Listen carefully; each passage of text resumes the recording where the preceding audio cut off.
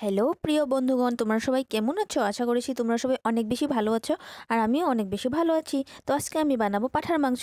তার জন্য আমি পরিষ্কার করে আলু ধুয়ে ভাজা করে নিয়েছি।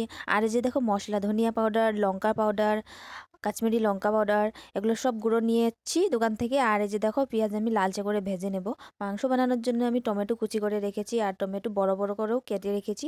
আর ধনেগুলোকে সুন্দর করে ধুয়ে নিয়ে আমি কেটে রেখেছি। আর এখানে দেখো আমার পেঁয়াজ লালচে করে ভাজা হয়ে গেছে। এখন আমি দিয়ে দেবো এই যে মশলা। এখানে আছে টমেটো, অনিয়ন, লঙ্কা আর হচ্ছে রসুন, এইসব দিয়ে মশলা করেছিলাম।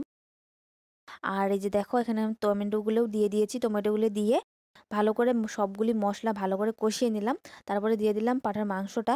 আর এখন মশলার সঙ্গে পাঁঠার মাংসটাকে খুব সুন্দর করে উল্টে পেল্টে নেড়ে চেড়ে লাল করে ভাজা করে নেব।